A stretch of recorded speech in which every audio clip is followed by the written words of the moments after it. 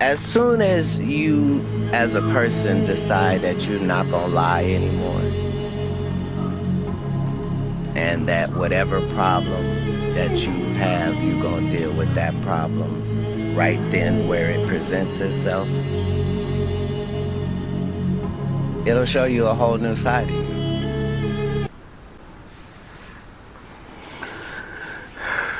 Wow, I, I think this particular perspective applies to interpersonal relationships as well as every other ramification of life, as far as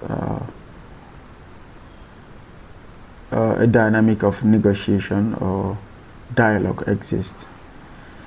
So I think it is a perspective. If you actually are someone who is willing enough and brave enough to adopt this particular form of thought and actually go through with it practically, I think the very first thing that you will have to deal with is that it, from my perspective anyway, I think it will force you to pay extreme attention, because there is no way that you will deal with any problem that presents itself immediately if you do not pay extreme attention. And I don't see how paying extreme attention is going to be counterproductive in any realm of thought or in any realm of endeavor, business, education, relationship, any ramification of life. I don't see how careful paying of attention is going to go wrong, because then it makes you be in a position where you are aware of the facts and you are aware of the details, because as we already know, the devil is in the details. A lot of things, it only takes one wrong disconnection or one wrong connection to bring the entire system crashing, especially systems which rely interdependently on each other to an extreme degree. It's some sort of like a machinery, you know. So I think it is a perspective that will force you to pay extreme attention, and then I think at the same time it is going to make you confident. It's going to make you braver, and it's going to make you a power, such a power that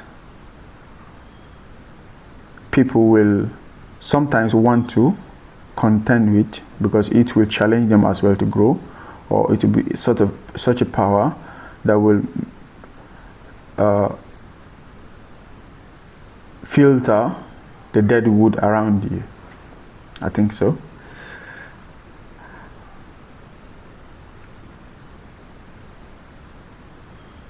It is very, very interesting to look at this particular idea, because no matter how much I think about it, it will only, I think, of course, another thing that might happen is that people will very quickly realize that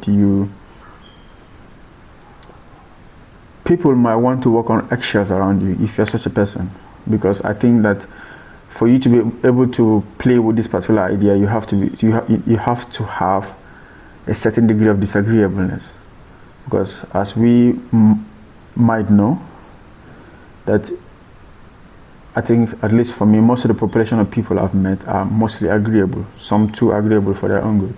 That's actually one of the reasons why I think that a lot of people do not get to have what they truly need and are not in a position where they can negotiate things to their favor, because they are way too agreeable for their own good. Agreeableness in and of itself is not bad, but then you need to regulate yourself up and down the scale depending on the situation you find yourself, because low disagreeableness can be beneficial in some cases. High agreeableness or disagreeableness can be beneficial as well, depending on the situation you decide to apply it in. So I think you would need a certain degree of disagreeableness, high disagreeableness, to be able to play around with this idea in the real world, because you will have to be able to stand your ground and say no and insist upon the point that you are sure that it is the right point. So as the summary of what he's just said, I do not see how, from all of these different perspectives that I have rationalized this particular idea, if you are somebody who, as a result of pushing this idea to its logical conclusion, you definitely will become somebody who is a power to contend with in any realm of endeavor, be it business, be it in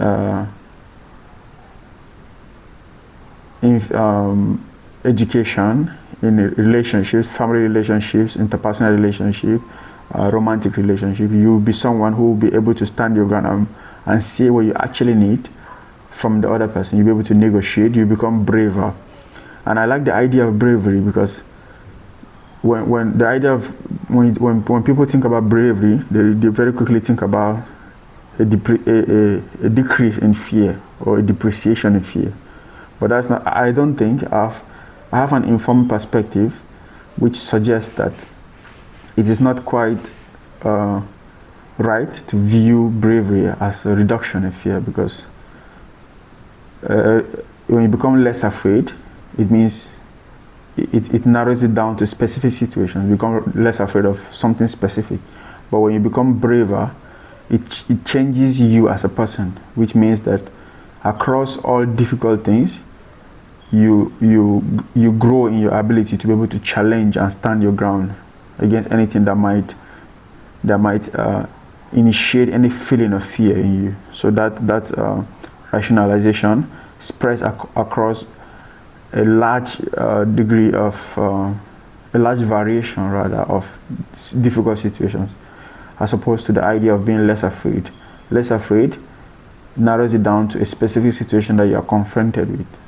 Because if you are less afraid of something, it means that something is most likely in front of you, and it's forcing you to deal with it. And then you train yourself into being less afraid of that particular thing. It's a different idea from bravery. So I believe that rationalization is right, because the people who have expatiated a lot more on this particular idea are very well educated and informed. So I'm going to trust their word on that for now, until, of course, I come across another form of thought that might take away from it or integrate it. So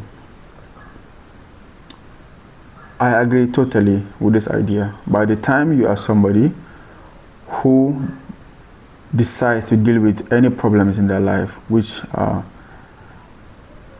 pops its head up at any point in time, it will change who you are completely. There is no way around it. But then, if you are somebody who does not appreciate having, or would rather not have, a bunch of people around you, walking on eggshells around you, or being uncomfortable, because sometimes you have to be the kind of person who is comfortable with having people disliking you. A lot of people are not like that. So if you're not comfortable with having a bunch of people around you disliking you, not necessarily hating you, but they would rather not deal with you. So it might make you, change you into that sort of a person. But I think within the scale of this particular rationality, it is also possible to go up and down in it, and then find a balance in a way that you do not become insufferable and difficult to be around, but at the same time you get to negotiate peacefully, wisely, and carefully the things you actually need in any and every ramification of your life. So I think it's a practical idea, but you have to be intently careful if you plan to adopt it as a school of thought that you will follow through with. So